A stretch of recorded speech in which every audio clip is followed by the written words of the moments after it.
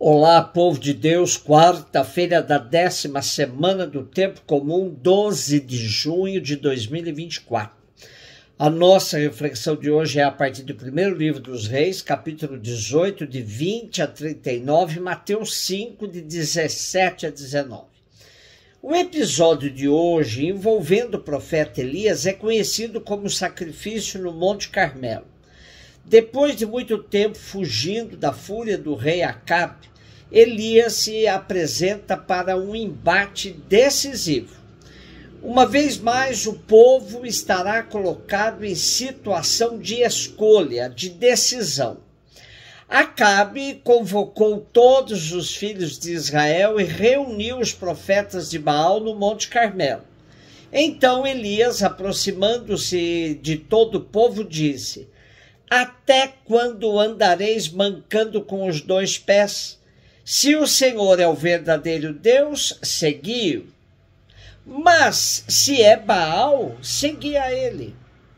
O povo não respondeu uma palavra. Então Elias disse ao povo: Eu sou o único profeta do Senhor que resta, ao passo que os profetas de Baal são 450.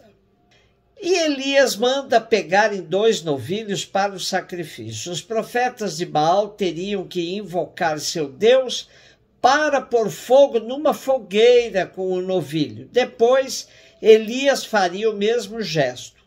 O Deus verdadeiro seria aquele que faria o fogo baixar na fogueira para a realização do sacrifício. Os 450 profetas fizeram de tudo o dia inteiro e não conseguiram nada. O profeta Elias então invocou Javé, que lhe fez o fogo incendiar tudo. Fogueira, novilho e tudo mais o que tinha sido preparado como altar do sacrifício. Diante disto, o povo se prostra e põe o rosto por terra em sinal de reverência e adoração ao Deus de Elias. Diante da provocação de Elias, o povo não respondeu uma palavra. Se o pensamento de Elias parece claro, escolhei entre Javé e Baal, em vez de adorar ao mesmo tempo um e outro, a expressão que emprega não o é tanto e tem sido traduzido de diversas maneiras. Até quando claudicareis das 2 pernas, até quando claudicareis dos 2 pés, até quando saltitareis hesitando na encruzilhada dos caminhos. No versículo 26 aparece claro que Elias se refere a uma dança ritual fenícia em honra da divindade. O povo pensa que sempre será útil garantir apoio de 2 divindades, Baal e Javé. Elias zomba de semelhante pretensão com um jogo de palavras. O povo não responde porque a alternativa não admite resposta ou porque tem medo de se decidir. Mas, na verdade, não se trata apenas de decidir qual deles, Baal ou Javé, é o Senhor da montanha ou é o mais poderoso. Mas, em sentido absoluto, qual é Deus? A palavra de Elias, sua oração e a aclamação ao povo não deixam dúvida alguma. É a fé monoteísta que está em jogo nesta competição. Como sabemos, na Bíblia, as denúncias dos profetas contra a idolatria são unidas à condenação da injustiça social. Hoje, a credibilidade de uma religião depende do fato de ela ser útil à humanidade e à vida. Esse será o critério para o nosso diálogo com os nossos irmãos de outras crenças. Elias não suportou Baal, não só porque era uma divindade que competia com Javé, mas era um Deus que legitimava os desmandos do rei Acabe e as injustiças de sua esposa Jezabel.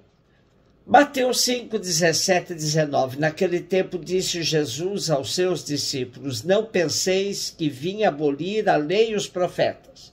Não vim para abolir, mas para dar-lhes pleno cumprimento. Em verdade eu vos digo, antes que o céu e a terra deixem de existir, nem uma só letra ou vírgula serão tiradas da lei, sem que tudo se cumpra. Portanto, quem desobedecer a um só destes mandamentos, por menor que seja, e ensinar a outros a fazerem o mesmo, será considerado o menor no reino dos céus. Porém, quem os praticar e ensinar, será considerado grande no reino dos céus. Temos a continuidade do Sermão da Montanha. Aproveitemos uma vez mais das reflexões do teólogo alemão Joaquim Jeremias, para mergulharmos neste sermão tão significativo para a nossa caminhada de fé, de comunidade de discípulos e missionários de Jesus. Diz ele: nos primeiros tempos do cristianismo, a pregação era feita sob dupla forma: a proclamação e o ensino, o querigma e a didaqué. A proclamação do querigma é a pregação missionária aos judeus e aos pagãos, que tanto vimos quando refletíamos sobre os Atos dos Apóstolos. Do querigma devemos distinguir a didaqué, que é o ensino, a pregação à comunidade.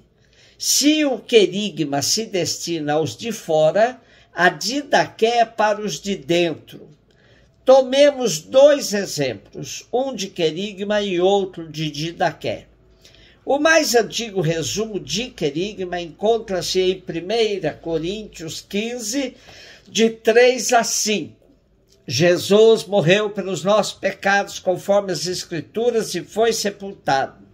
Mas Deus o ressuscitou ao terceiro dia, conforme as Escrituras, e ele apareceu a Cefas e depois aos 12. E didaqué encontramos em Atos 2:42, que descreve como se celebrava o culto divino no cristianismo primitivo. Era compreendido de 4 partes. Primeira, começava com o ensinamento dos apóstolos, didaqué. A seguir havia a koinonia, que provavelmente significava uma refeição em comum. Terceiro, depois vinha a fração do pão, a Eucaristia.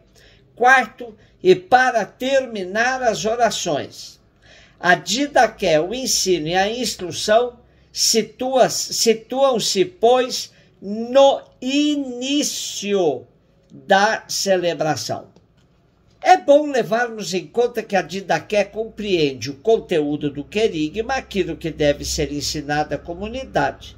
E isto, por sua vez, comporta também a instrução moral, ou seja, as instruções sobre o comportamento cristão.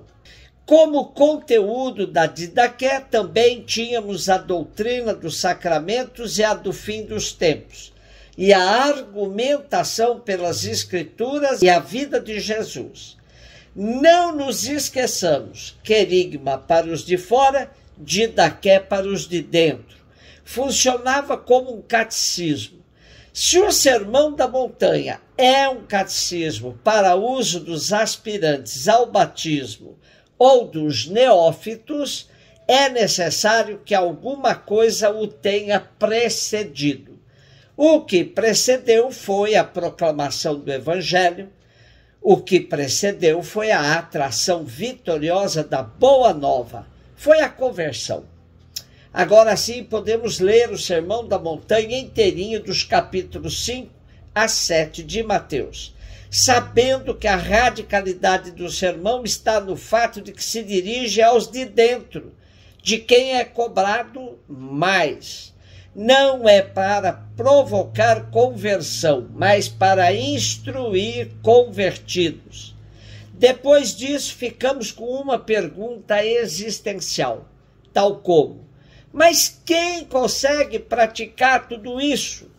Nós, criaturas tão miseráveis, sempre inconstantes, oscilando de um lado para o outro? Os discípulos fizeram essa pergunta e Jesus não fugiu do problema e respondeu: não pode ficar escondido uma cidade situada sobre a montanha. Aqui não se trata de uma cidade qualquer, mas da cidade escatológica de Deus.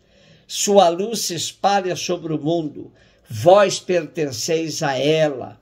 Nesta cidade escatológica não há necessidade de se esgotarem violentos esforços. Sua luz brilha por si mesma.